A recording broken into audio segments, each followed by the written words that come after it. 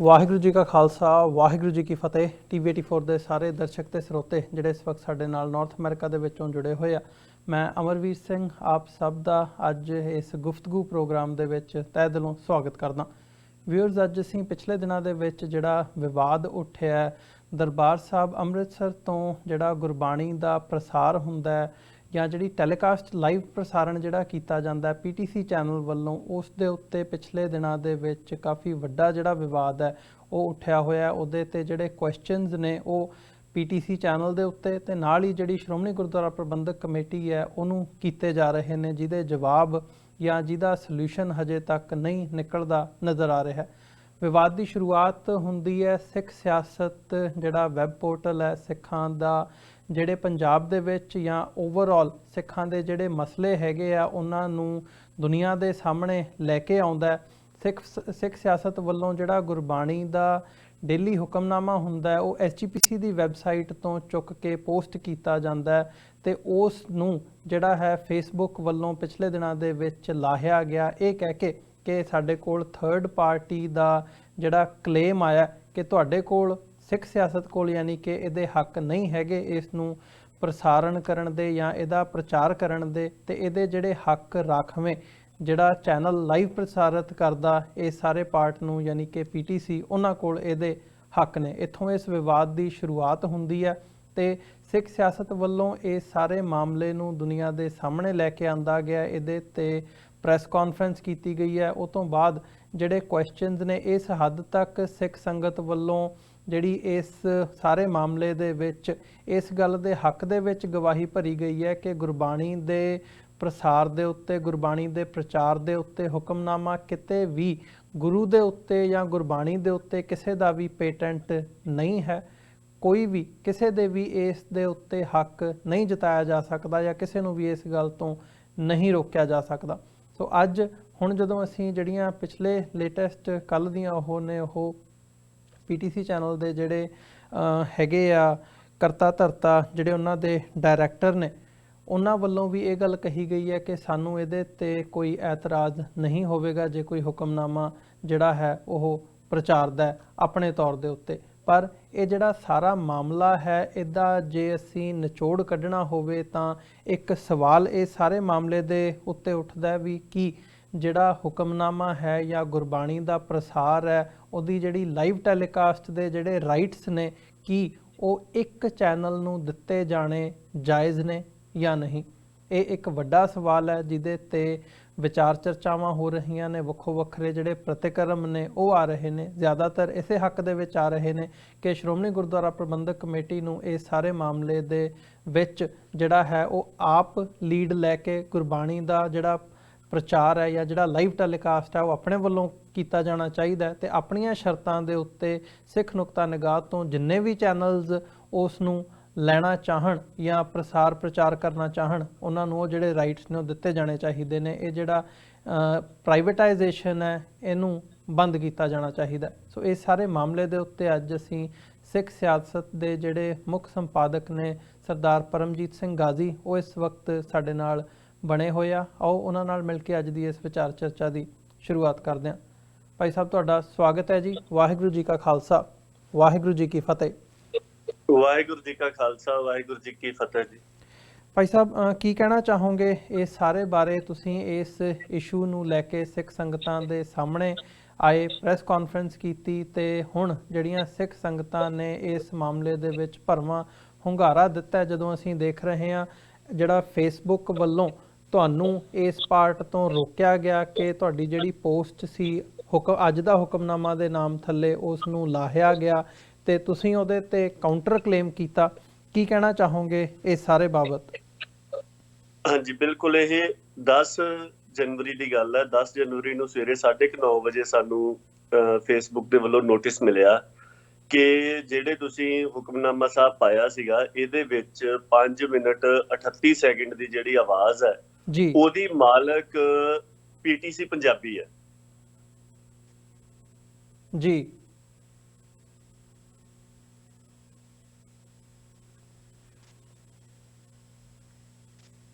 ਤੇ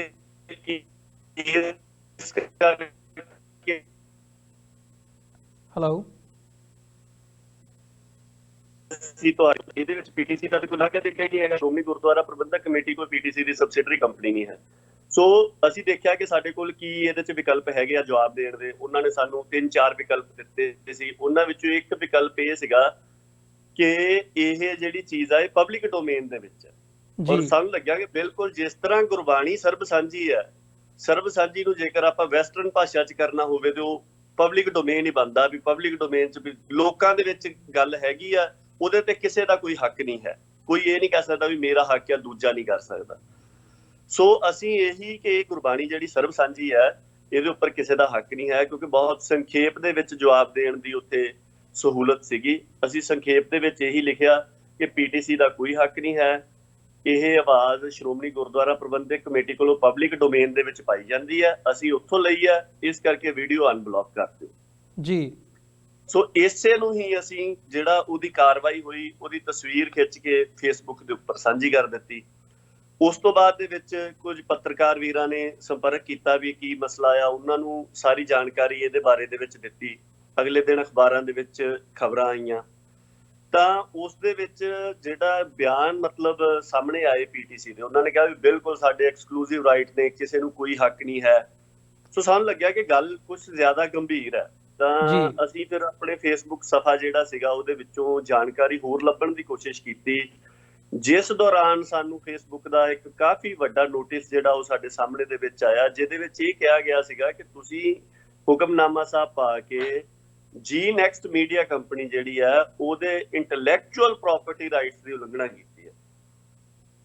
ਤਾਂ ਜਦੋਂ ਇਹ ਗੱਲ ਸਾਹਮਣੇ ਆਈ ਇੱਕ ਵਾਰ ਤਾਂ ਮਤਲਬ ਅਸੀਂ ਤਰਾਹੇ ਗਏ ਵੀ ਇਹ ਮਤਲਬ ਗੁਰਬਾਣੀ ਨੂੰ ਕੋਈ ਕਿਸ ਤਰ੍ਹਾਂ ਆਪਣੀ ਇੰਟੈਲੈਕਚੁਅਲ ਪ੍ਰਾਪਰਟੀ ਕਹਿ ਸਕਦਾ ਜੀ, ਕਿਉਂਕਿ ਇੰਟੈਲੈਕਚੁਅਲ ਪ੍ਰਾਪਰਟੀ ਦਾ ਭਾਵ ਬਣਦਾ ਬੌਧਿਕ ਸੰਪत्ति ਜਾਂ ਬੌਧਿਕ ਜਾਇਦਾਦ। ਔਰ ਬੌਧਿਕ ਜਾਇਦਾਦ ਉਹ ਹੈ ਜਿਹੜਾ ਕੋਈ ਵਿਅਕਤੀ ਕੋਈ ਜਾਇਦਾਦ ਆਪਣੀ ਬੁੱਧੀ ਦੇ ਨਾਲ ਬਣਾਉਂਦਾ ਜੀ। ਬਿਲਕੁਲ, ਜਿਸ ਤਰ੍ਹਾਂ ਕਿ ਕੋਈ ਵਿਅਕਤੀ ਕਵਿਤਾ ਲਿਖਦਾ ਹੈ, ਕਵੀ ਆ, ਉਹਨੇ ਕਵਿਤਾ ਲਿਖੀ, ਉਹਦੀ ਬੌਧਿਕ ਸੰਪत्ति ਹੈ। ਕਿਸੇ ਨਾਟਕਕਾਰ ਨੇ ਨਾਟਕ ਲਿਖਿਆ, ਉਹਦੀ ਬੌਧਿਕ ਸੰਪत्ति ਹੈ। ਕਹਾਣੀਕਾਰ ਦੀ ਲਿਖੀ ਕਹਾਣੀ ਉਹਦੀ ਬੌਧਿਕ ਸੰਪत्ति ਹੈ।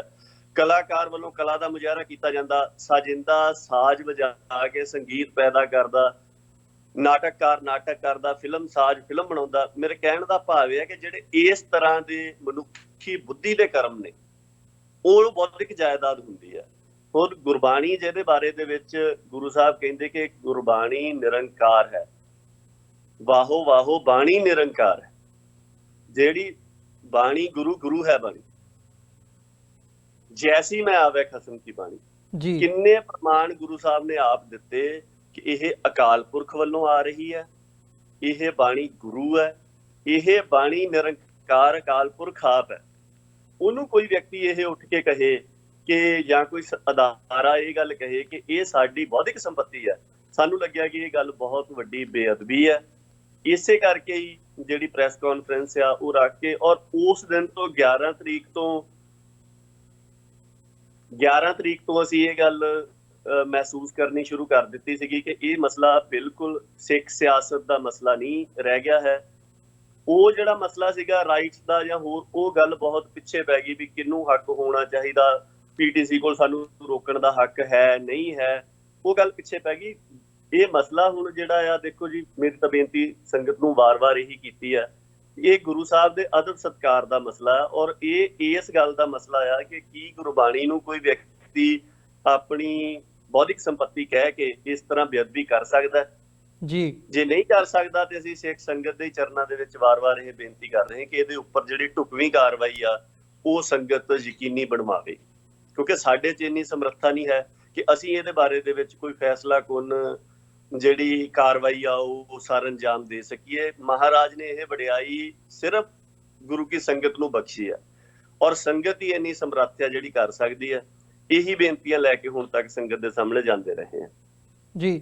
ਭਾਈ ਸਾਹਿਬ, ਇਸ ਸਾਰੇ ਪਾਰਟ ਦੇ ਵਿੱਚ ਸ਼੍ਰੋਮਣੀ ਗੁਰਦੁਆਰਾ ਪ੍ਰਬੰਧਕ ਕਮੇਟੀ ਦਾ ਜਿਹੜਾ ਰੋਲ ਹੈ, ਜਿਹੜੀ ਉਹਨਾਂ ਦੀ ਭੂਮਿਕਾ ਹੈ, ਉਹਨੂੰ ਕਿਵੇਂ ਦੇਖਦੇ ਹੋ? ਜੇ ਉਹ ਵੀ ਇੱਕ ਮੇਨ, ਜੇ ਸਾਰਾ ਇਸ ਦਾ ਜਿਹੜਾ ਦਰਬਾਰ ਸਾਹਿਬ ਕੰਪਲੈਕਸ ਓਵਰਆਲ ਜਿਹੜਾ ਪ੍ਰਬੰਧ ਹੈ ਸਾਰਾ ਸ਼੍ਰੋਮਣੀ ਕਮੇਟੀ ਕੋਲ ਹੈ, ਉਹ ਕਿਵੇਂ ਇਸ ਸਾਰੇ ਪਾਰਟ ਨੂੰ ਦੇਖਦੇ ਨੇ? ਹਾਲਾਂਕਿ ਉਹਨਾਂ ਨਾਲ ਗੱਲਬਾਤ ਦੀ ਲਾਈਨ ਜਿਹੜੀ ਹੈ ਉਹ ਵੀ ਦੇਖਣ ਨੂੰ ਮਿਲੀ ਹੈ। ਸ਼੍ਰੋਮਣੀ ਗੁਰਦੁਆਰਾ ਪ੍ਰਬੰਧਕ ਕਮੇਟੀ ਦੇ ਪ੍ਰਧਾਨ ਨਾਲ ਵੀ ਇਹਦੇ ਤੇ ਗੱਲ ਕੀਤੀ ਗਈ ਹੈ। ਇੰਟਰਵਿਊਜ਼ ਦੇ ਵਿੱਚ ਉਹਨਾਂ ਦੇ ਜਿਹੜੇ ਬਿਆਨ ਹੈਗੇ ਆ ਜਾਂ ਪ੍ਰਤੀਕਰਮ ਹੈ ਉਹ ਵੀ ਸਾਹਮਣੇ ਆਇਆ।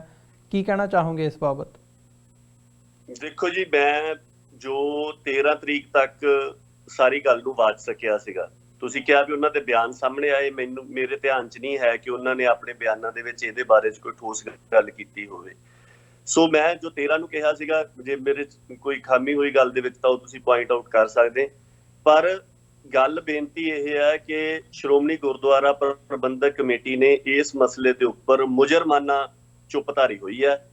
ਔਰ ਜਿਸ ਤਰ੍ਹਾਂ ਪਿਛਲੀਆਂ ਬੇਅਦਬੀਆਂ ਵੇਲੇ ਇਹਨਾਂ ਦਾ ਵਿਹਾਰ ਸੀਗਾ ਕਿ ਇੱਕ ਮੁਜਰਮਾਨਾ ਤੌਰ ਦੇ ਉੱਤੇ ਚੁੱਪ ਕਰ ਜਾਣ ਦਾ, ਬਿਲਕੁਲ ਉਹੀ ਵਿਹਾਰ ਇਹਨਾਂ ਨੇ ਜਾਰੀ ਰੱਖਿਆ ਹੋਇਆ। ਤੇ ਇਹਦੇ ਵਿੱਚ ਜਿਹੜੀ ਇਹ ਗੁਰੂ ਸਾਹਿਬ ਦੇ ਸਤਿਕਾਰ ਦਾ ਮਸਲਾ ਹੋਵੇ, ਜੀ ਤੁਸੀਂ ਦਾਅਵਾ ਕਰੋ ਕਿ ਅਸੀਂ ਸਿੱਖਾਂ ਦੀ ਚੁਣੀ ਹੋਈ ਨੁਮਾਇੰਦਾ ਜਮਾਤ ਹੈ, ਸਾਰੇ ਸਿੱਖਾਂ ਦੀ ਅਸੀਂ ਨੁਮਾਇੰਦਾ ਕਰਦੇ ਹਾਂ, ਔਰ ਤੁਸੀਂ ਮੂੰਹ 'ਚ ਘੁੰਗਣੀਆਂ ਪਾ ਕੇ ਬਹਿ ਜਾਓ।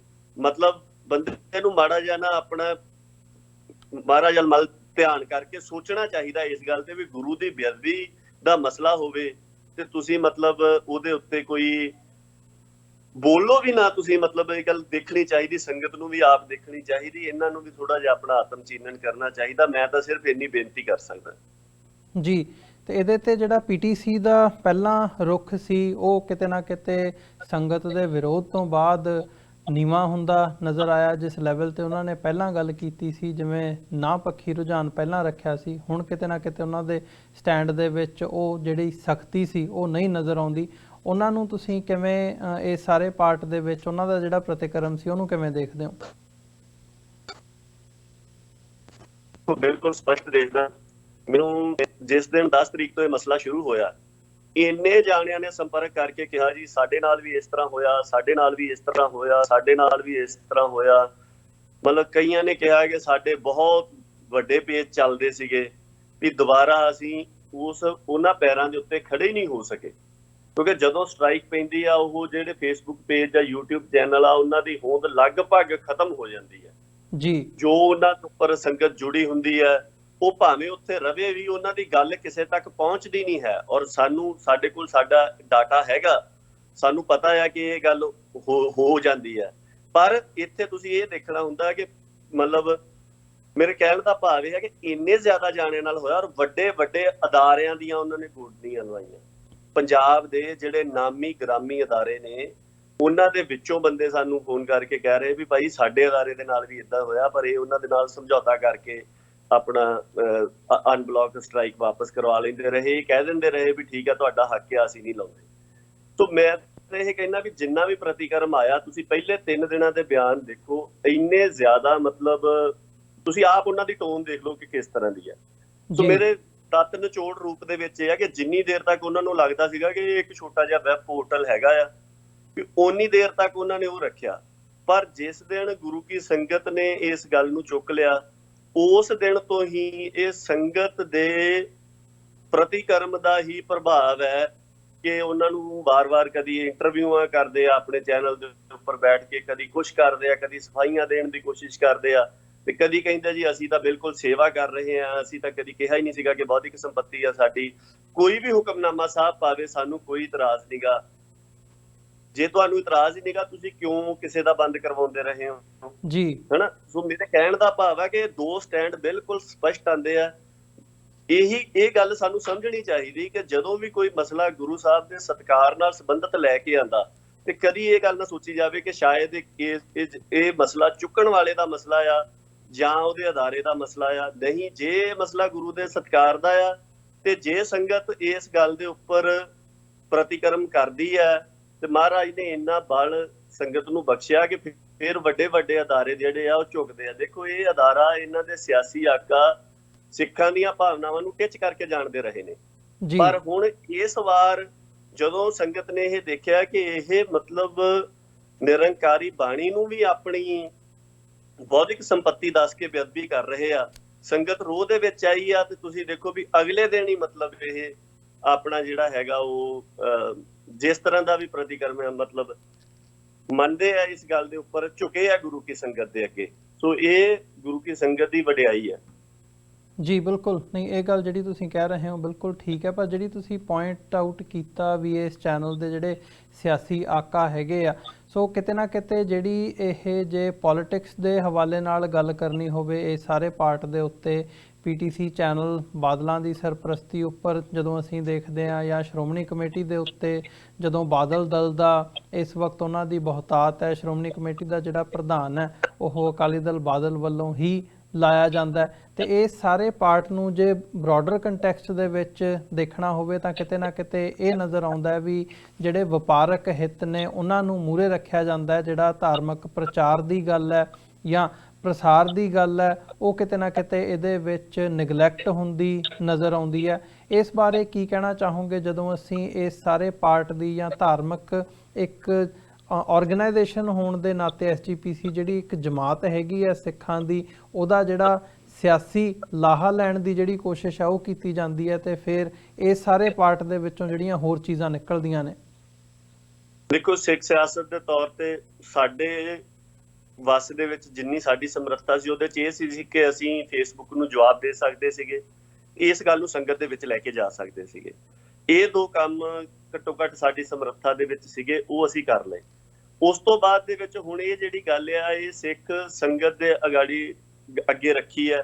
ਉਸ ਤੋਂ ਅਗਲੀ ਗੱਲ ਇਹ ਹੈ ਕਿ ਅਸੀਂ 17 ਜਨਵਰੀ ਨੂੰ ਭਾਵ ਕੱਲ ਨੂੰ ਸ਼ੁੱਕਰਵਾਰ ਨੂੰ ਕੇਂਦਰੀ ਸ਼੍ਰੀ ਗੁਰੂ ਸਿੰਘ ਸਭਾ ਵਿਖੇ ਸਿੱਖ ਨੁਮਾਇੰਦਿਆਂ ਦਾ ਇੱਕ ਇਕੱਠ ਰੱਖਿਆ, ਜਿਹਦੇ ਵਿੱਚ ਇਹ ਮਸਲਾ ਅਸੀਂ ਇਹੀ ਚਾਹੁੰਦੇ ਹਾਂ ਕਿ ਸੰਗਤ ਇਸ ਮਸਲੇ ਦੇ ਵਿੱਚ ਵਿਚਾਰ ਕੇ ਸਿੱਖ ਜਗਤ ਸੁਹਿਰਦ ਸ਼ਖਸੀਅਤਾਂ ਜਿਹੜੀਆਂ ਪੰਥ ਨੂੰ ਸਮਰਪਿਤ ਨੇ ਉਹ ਇਸ ਮਸਲੇ ਨੂੰ ਵਿਚਾਰ ਕੇ ਸ਼੍ਰੋਮਣੀ ਗੁਰਦੁਆਰਾ ਪ੍ਰਬੰਧਕ ਕਮੇਟੀ ਜਾਂ ਹੋਰ ਜਿੰਨੇ ਵੀ ਮਸਲੇ ਇਹਦੇ ਨਾਲ ਜੁੜੇ ਹੋਏ ਆ, ਬਿਲਕੁਲ ਅਸੀਂ ਉੱਥੇ ਆਪਣੀ ਰਾਏ ਰੱਖਾਂਗੇ ਸਿੱਖ ਜਗਤ ਦੇ ਸਾਹਮਣੇ, ਔਰ ਉਹਦੇ 'ਚ ਇਹੀ ਕਵਾਂਗੇ ਕਿ ਬਿਲਕੁਲ ਇਹ ਕਿਸੇ ਇੱਕ ਅਦਾਰੇ ਕੋਲ ਇਹਦਾ ਹੱਕ ਨਹੀਂ ਹੋਣਾ ਜੀ।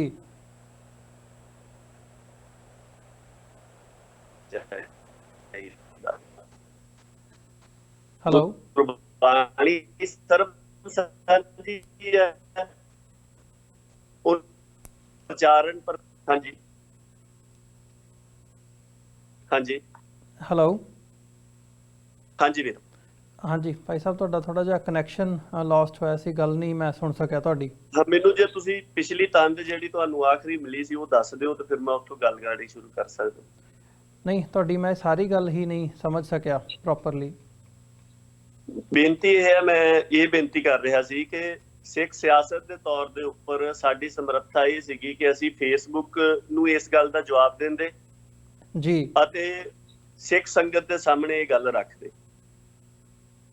ਸੋ ਇੱਥੇ ਸਾਡੀ ਜਿਹੜੀ ਕੈਪੈਸਿਟੀ ਆ ਉਹ ਐਗਜ਼ੌਸਟ ਹੋ ਜਾਂਦੀ। ਅਸੀਂ ਫੇਸਬੁੱਕ ਨੂੰ ਜਵਾਬ ਦਿੱਤਾ, ਉਹਦਾ ਕੀ ਨਤੀਜਾ ਨਿਕਲਦਾ ਉਹ ਗੱਲ ਹੁਣ ਬਹੁਤ ਪਿੱਛੇ ਪੈ ਗਈ, ਕਿਉਂਕਿ ਉਹ ਵੈਸੇ ਵੀ ਇਹ ਇੰਟੈਲੈਕਚੁਅਲ ਪ੍ਰਾਪਰਟੀ ਵਾਲਾ ਜਿਹੜਾ ਮਸਲਾ ਇਹਦੇ ਉੱਪਰ ਉਹ ਗੱਲ ਨਹੀਂ ਸੀ। ਇਹ ਗੱਲ ਸਾਡੇ ਬਾਅਦ ਦੇ ਵਿੱਚ ਧਿਆਨ ਦੇ ਵਿੱਚ ਆਈ ਸੀ। ਦੂਸਰੀ ਗੱਲ ਇਹ ਆ ਕਿ ਇਸ ਸਬੰਧ ਦੇ ਵਿੱਚ ਸਿੱਖ ਸੰਗਤ ਨੇ ਹੁਣ ਫੈਸਲਾ ਲੈਣਾ 17 ਤਰੀਕ ਨੂੰ ਕੇਂਦਰੀ ਸ਼੍ਰੀ ਗੁਰੂ ਸਿੰਘ ਸਭਾ ਸੈਕਟਰ 28 ਚੰਡੀਗੜ੍ਹ ਦੇ ਵਿਖੇ ਇਕੱਤਰ ਹੋ ਕੇ ਉਹਦੇ ਵਿੱਚ ਅਸੀਂ ਆਪਣੀ ਜਿਹੜੀ ਸਾਡੀ ਤੁੱਛ ਬੁੱਧੀ ਦੇ ਮੁਤਾਬਕ ਜੋ ਇੱਕ ਗੱਲ ਬਣਦੀ ਆ ਉਹ ਸੰਗਤ ਦੇ ਚਰਨਾਂ ਦੇ ਵਿੱਚ ਇਹੀ ਰੱਖਾਂਗੇ ਕਿ ਇੱਕ ਤੇ ਜਿਹੜੀ ਇਹਨਾਂ ਨੇ ਘੋਰ ਬੇਅਦਬੀ ਕੀਤੀ ਹੈ ਗੁਰਬਾਣੀ ਦੀ, ਔਰ ਅਜੇ ਵੀ ਕਰ ਰਹੇ। ਅਜੇ ਕਿਸ ਤਰ੍ਹਾਂ ਕਰ ਰਹੇ ਆ ਕਿ ਜਿਹੜਾ ਇਹਨਾਂ ਨੇ ਦਾਅਵਾ ਪਾਇਆ ਸੀਗਾ ਉਹ ਸਾਡੇ ਫੇਸਬੁੱਕ ਸਫੇ ਦੇ ਉੱਪਰ ਅਜੇ ਵੀ ਦਿਸ ਰਿਹਾ, ਇਹਨਾਂ ਨੇ ਉਹ ਦਾਅਵਾ ਵਾਪਸ ਨਹੀਂ ਲਿਆ ਹੈ। ਸੋ ਉਹ ਵੀ ਗੱਲ ਸੰਗਤ ਦੇ ਸਾਹਮਣੇ ਰੱਖਾਂਗੇ। ਤੇ ਦੂਸਰੀ ਗੱਲ ਜਿਹੜੀ ਹੈ ਉਹ ਇਹ ਹੈ ਕਿ ਇੱਕ ਤੇ ਬੇਅਦਬੀ ਦਾ ਫੈਸਲਾ ਸੰਗਤ ਕਰੇ ਕਿ ਇਹਦੇ ਬਾਰੇ ਦੇ ਵਿੱਚ ਇਹਨਾਂ ਦੇ ਖਿਲਾਫ ਕੀ ਕਾਰਵਾਈ ਹੋਣੀ ਚਾਹੀਦੀ, ਕਿਸ ਢੰਗ ਤਰੀਕੇ ਦੇ ਨਾਲ ਸੰਗਤ ਨੇ ਇਹ ਕਾਰਵਾਈ ਕਰਵਾਉਣੀ ਹੈ। ਦੂਸਰੀ ਗੱਲ ਇਹ ਆ ਕਿ ਇਹ ਸਾਰੇ ਕਾਸੇ ਦੀ ਜੜ ਜਿਹੜੀ ਆ ਇੰਨੀ ਹਿਮਾਕਤ ਪੀਟੀਸੀ ਕਿਉਂ ਕਰ ਸਕਿਆ, ਕਿਉਂ ਨਹੀਂ ਇਹ ਕਿਹਾ ਕਿ ਇਹ ਸਾਡੀ ਬੌਧਿਕ ਜਾਇਦਾਦ ਹੈ। ਉਹਦਾ ਇੱਕੋ ਇੱਕ ਆਧਾਰ ਹੈ ਜਿਹੜਾ ਇਹਨਾਂ ਨੇ ਬ੍ਰੌਡਕਾਸਟਿੰਗ ਦੇ ਹੱਕ ਕੱਲਿਆਂ ਨੂੰ ਦਿੱਤੇ ਆ ਜੀ। ਇਹਨਾਂ ਨੂੰ ਕੱਲਿਆਂ ਨੂੰ ਹੱਕ ਦੇਣ ਦੇ ਕਰਕੇ ਜਾਂ ਇਹਨਾਂ ਨੂੰ ਕੱਲਿਆਂ ਨੂੰ ਇਜਾਜ਼ਤ ਦੇਣ ਦੇ ਕਰਕੇ, ਹੱਕ ਕੋਈ ਨਹੀਂ ਹੈ ਇਹਨਾਂ ਦਾ। ਸ਼੍ਰੋਮਣੀ ਕਮੇਟੀ ਨੇ ਇਹਨਾਂ ਨੂੰ ਇਜਾਜ਼ਤ ਦਿੱਤੀ ਸੀਗੀ ਕਿ ਤੁਸੀਂ ਇਹ ਕਰ ਸਕਦੇ ਹੋ। ਇਹਨਾਂ ਕੱਲਿਆਂ ਨੂੰ ਇਜਾਜ਼ਤ ਦੇਣ ਕਰਕੇ ਇਹ ਇੰਨੀ ਹਿਮਾਕਤ ਕਰ ਸਕੇ ਆ। ਇਹ ਬਿਲਕੁਲ ਇਹ ਜਿਹੜਾ ਇਜਾਰੇਦਾਰਾਨਾ ਪ੍ਰਬੰਧ ਹੈ ਸੰਗਤ ਦੇ ਚਰਨਾਂ 'ਚ ਅਸੀਂ ਇਹੀ ਬੇਨਤੀ ਕਰਾਂਗੇ ਵੀ ਸੰਗਤ ਜੀ ਇਹਨੂੰ ਖਤਮ ਕਰਵਾਓ, ਸਰਬ ਸਾਂਝਾ ਤਰੀਕਾ ਇਜਾਦ ਕਰੋ। ਉਸ ਸਰਬ ਸਾਂਝੇ ਤਰੀਕੇ ਦੇ ਬਹੁਤ ਸਾਰੇ ਸੁਝਾਅ ਜਿਹੜੇ ਆ ਉਹ ਵੱਖ-ਵੱਖ ਤਰੀਕਿਆਂ ਦੇ ਰਾਹੀਂ, ਇੰਟਰਨੈਟ ਦੇ ਰਾਹੀਂ ਜਿਹੜੀਆਂ ਸ਼ਖਸੀਅਤਾਂ ਆਪਣੇ ਵਿਚਾਰ ਪ੍ਰਗਟ ਕਰਦੀਆਂ ਉਹਨਾਂ ਦੇ ਰਾਹੀਂ ਆ ਰਹੇ ਨੇ। ਉਹ ਵੀ ਸਾਰੇ ਜੋ ਸਾਡੀ ਬੁੱਧੀ ਮੁਤਾਬਕ ਹੱਲ ਬਣਦਾ ਹੋਊਗਾ ਅਸੀਂ ਸੰਗਤ ਦੇ ਚਰਨਾਂ 'ਚ ਰੱਖਾਂਗੇ ਵੀ ਆਹ ਇੱਕ ਸਰਬ ਸਾਂਝਾ ਤਰੀਕਾ ਬਣ ਸਕਦਾ ਹੈ। ਇਸ ਸਰਬ ਸਾਂਝੇ ਤਰੀਕੇ ਦੇ ਨਾਲ ਗੁਰੂ ਸਾਹਿਬ ਦੀ ਮਰਿਆਦਾ ਨੂੰ, ਹੁਕਮਨਾਮਾ ਸਾਹਿਬ ਗੁਰਬਾਣੀ ਦੇ ਸਤਿਕਾਰ ਨੂੰ ਧਿਆਨ ਦੇ ਵਿੱਚ ਰੱਖਦਿਆਂ ਹੋਇਆਂ ਔਰ ਗੈਰ ਵਪਾਰਕ ਹਿੱਤਾਂ ਦੇ ਵਾਸਤੇ ਜੀ ਸਰਬ ਸਾਂਝੀ ਜੁਗਤ, ਗੈਰ ਵਪਾਰਕ ਹਿੱਤ ਤੇ ਗੁਰਬਾਣੀ ਦਾ ਸਤਿਕਾਰ, ਇਹਨਾਂ ਤਿੰਨਾਂ ਚੀਜ਼ਾਂ ਨੂੰ ਧਿਆਨ 'ਚ ਰੱਖਦਿਆਂ ਹੋਇਆਂ ਐਸਾ ਪ੍ਰਬੰਧ ਸੰਗਤ ਸਿਰਜੇ ਵੀ ਜਿਹਦੇ ਰਾਹੀਂ ਇਸ ਸਾਰੇ ਸੰਸਾਰ 'ਚ ਜਿੱਥੇ ਵੀ ਬੈਠਾ ਕੋਈ ਮਨੁੱਖ ਜਾਂ ਕੋਈ ਅਦਾਰਾ ਉਹਦਾ ਪ੍ਰਚਾਰ ਪ੍ਰਸਾਰ ਅੱਗੇ ਕਰਨਾ ਚਾਹੁੰਦਾ ਆ, ਉਹ ਕਰ ਸਕੇ। ਜੀ ਬਿਲਕੁਲ। ਕਿਸੇ ਦੇ ਕੋਲੇ ਦੀ ਇਜਾਰੇਦਾਰੀ ਬਿਲਕੁਲ ਨਹੀਂ ਹੋਣੀ ਚਾਹੀਦੀ, ਔਰ ਜਿਹਦੇ ਉੱਪਰ ਸਾਰਾ ਦਿਨ ਗੁਰਬਾਣੀ ਤੋਂ ਬਾਅਦ 'ਚ ਲੱਚਰਤਾ ਪਰੋਸੀ ਜਾਂਦੀ ਹੈ, ਉਹਨਾਂ ਕੋਲ ਤਾਂ ਬਿਲਕੁਲ ਹੀ ਨਹੀਂ ਹੋਣੀ ਚਾਹੀਦੀ। ਜੀ ਬਿਲਕੁਲ, ਇਹਦੇ ਤੇ ਜ਼ਰੂਰ ਜਿਹੜੀ ਇਹ ਮੰਗ ਹੈਗੀ ਹੈ PTC ਚੈਨਲ ਦੇ ਉੱਤੇ, ਜਿਹੜੀ ਐਕਸਕਲੂਸਿਵ ਜਿਹੜਾ ਇਹ ਸਾਰਾ ਪ੍ਰਬੰਧ ਦਾ ਜਿਹੜਾ ਸਾਰਾ ਉਹਨਾਂ ਦੇ ਹੱਥਾਂ ਦੇ ਵਿੱਚ ਸੌਂਪਿਆ ਹੋਇਆ, ਇਹ ਜ਼ਰੂਰ ਟੁੱਟਣਾ ਚਾਹੀਦਾ। ਕਿਤੇ ਨਾ ਕਿਤੇ ਇਸ ਗੱਲ ਨੂੰ ਸੰਗਤ ਹਮੇਸ਼ਾ ਵਿਚਾਰਦੀ ਵੀ ਰਹੀ ਹੈ ਜਾਂ ਇਹਦੇ ਤੇ ਆਵਾਜ਼ ਵੀ ਉਠਾਉਂਦੀ ਰਹੀ ਹੈ, ਪਰ ਹਜੇ ਤੱਕ ਉਹ ਪ੍ਰੈਸ਼ਰ ਨਹੀਂ ਬਿਲਡ ਹੋ ਸਕਿਆ, ਜਿਹਦੀ ਅਸੀਂ ਕਾਰਨਾਂ ਦੇ ਵਿੱਚ ਵੀ ਗੱਲ ਕੀਤੀ ਹੈ ਕਿ ਕਿਵੇਂ ਜਿਹੜੇ ਸਿਆਸੀ ਕਨੈਕਸ਼ਨਸ ਨੇ ਉਹ ਕਿਵੇਂ ਕੰਮ ਕੀਤੇ ਆ ਇਹ ਸਾਰੇ ਪਾਰਟ ਦੇ ਵਿੱਚ, ਤੇ ਕਿਵੇਂ ਇਸ ਗੁਰਬਾਣੀ ਦੇ ਪ੍ਰਸਾਰ ਦੇ ਲਈ ਜਿਹੜੇ ਸਾਰੇ ਹੱਕ ਹੈਗੇ ਆ ਸ਼੍ਰੋਮਣੀ ਕਮੇਟੀ ਵੱਲੋਂ ਕਿਵੇਂ ਕਿਸੇ ਇੱਕ ਅਦਾਰੇ ਨੂੰ ਦਿੱਤੇ ਗਏ ਆ। ਸੋ ਆਉਣ ਵਾਲੇ ਸਮੇਂ ਦੇ ਵਿੱਚ ਜ਼ਰੂਰ ਦੇਖਾਂਗੇ ਕਿ ਇਹਦੇ ਤੇ ਸੰਗਤ ਦਾ ਰੁਖ ਕਿੰਨਾ ਕੁ ਜਿਹੜਾ ਪ੍ਰੈਸ਼ਰ ਹੈ ਉਹ ਕਿੰਨੀ ਦੇਰ ਰਹਿੰਦਾ, ਤੇ ਸ਼੍ਰੋਮਣੀ ਗੁਰਦੁਆਰਾ ਪ੍ਰਬੰਧਕ ਕਮੇਟੀ ਜਿਹੜੀ ਇਸ ਵਕਤ ਬਹੁਤਾਤ ਦੇ ਵਿੱਚ ਇਸ ਮਾਮਲੇ 'ਚ ਚੁੱਪ ਕਰਕੇ ਬੈਠੀ ਹੈ, ਕਿ ਆਉਣ ਵਾਲੇ ਸਮੇਂ ਦੇ ਵਿੱਚ ਇਹਦੇ ਤੇ ਕੋਈ ਐਕਸ਼ਨ ਲੈਂਦੀ ਹੈ ਜਾਂ ਨਹੀਂ।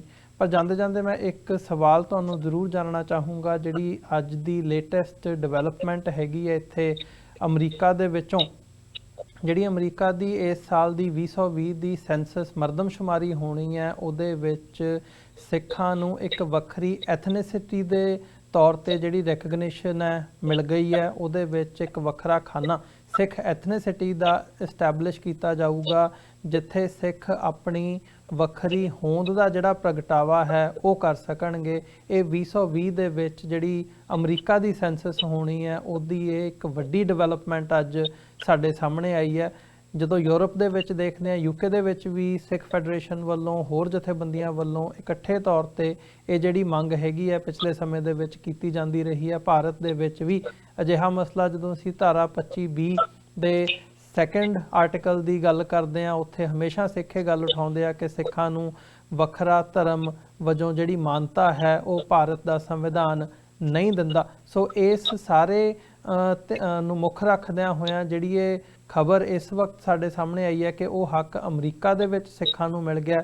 ਕੀ ਸਮਝਦੇ ਹੋ ਇਹਦੀ ਅਹਿਮੀਅਤ ਬਾਰੇ, ਜਾਂ ਇਸ ਸਾਰੇ ਪਾਰਟ ਨੂੰ ਤੁਸੀਂ ਕਿਵੇਂ ਦੇਖਦੇ ਹੋ, ਕੀ ਕਹਿਣਾ ਚਾਹੋਗੇ ਇਸ ਬਾਰੇ?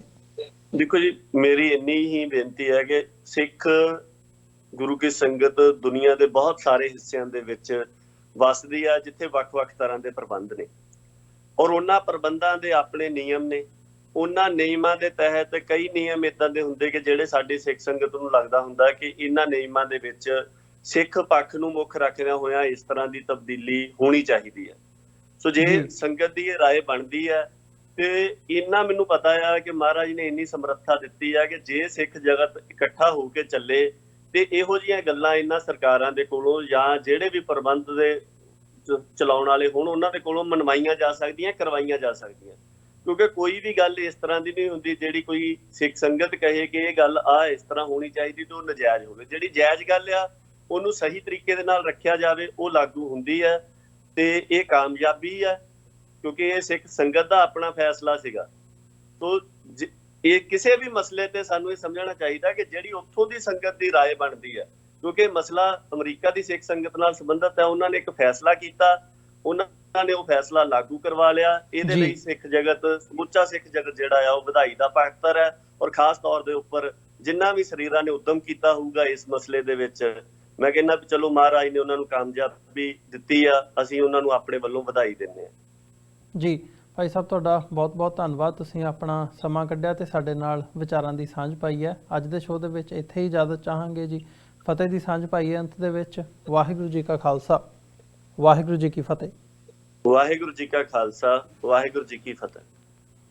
ਵਿਊਅਰਸ, ਉਮੀਦ ਕਰਦੇ ਹਾਂ ਜਿਹੜੀ ਸਾਡੀ ਅੱਜ ਦੀ ਇਹ ਵਿਚਾਰ ਚਰਚਾ ਸੀ ਸਰਦਾਰ ਪਰਮਜੀਤ ਸਿੰਘ ਗਾਜ਼ੀ, ਜਿਹੜੇ ਕਿ ਸਿੱਖ ਸਿਆਸਤ ਦੇ ਮੁੱਖ ਸੰਪਾਦਕ ਨੇ, ਉਹਨਾਂ ਦੇ ਨਾਲ ਇਹ ਜਿਹੜਾ ਗੁਰਬਾਣੀ ਪ੍ਰਚਾਰ ਤੇ ਪ੍ਰਸਾਰ ਦਾ ਮਾਮਲਾ ਪਿਛਲੇ ਦਿਨਾਂ ਦੇ ਵਿੱਚ ਸਾਹਮਣੇ ਆਇਆ ਹੈ। ਇਹਦੇ ਬਾਬਤ ਉਹਨਾਂ ਨੇ ਡੀਟੇਲ ਦੇ ਵਿੱਚ ਸਾਨੂੰ ਜਾਣਕਾਰੀ ਵੀ ਦਿੱਤੀ ਹੈ ਤੇ ਆਪਣੇ ਵਿਚਾਰ ਸਾਂਝੇ ਕੀਤੇ। ਉਮੀਦ ਕਰਦੇ ਹਾਂ ਤੁਹਾਨੂੰ ਜ਼ਰੂਰ ਪਸੰਦ ਆਇਆ ਹੋਵੇਗਾ। ਸੋ ਅੱਜ ਦੇ ਸ਼ੋਅ ਦੇ ਵਿੱਚ ਇੱਥੇ ਹੀ ਤੁਹਾਡੇ ਕੋਲੋਂ ਅਸੀਂ ਇਜਾਜ਼ਤ ਚਾਹਾਂਗੇ। ਜਾਂਦੇ ਜਾਂਦੇ ਜ਼ਰੂਰ ਤੁਹਾਡੇ ਚਰਨਾਂ ਦੇ ਵਿੱਚ ਬੇਨਤੀ ਕਰਨਾ ਚਾਹਾਂਗੇ ਕਿ ਇਸ ਪਲੇਟਫਾਰਮ ਨੂੰ TV84 ਨੂੰ ਅੱਗੇ ਵਧਾਉਣ ਦੇ ਲਈ ਸਾਨੂੰ ਤੁਹਾਡੀ ਸਹਾਇਤਾ ਦੀ ਲੋੜ ਹੈ।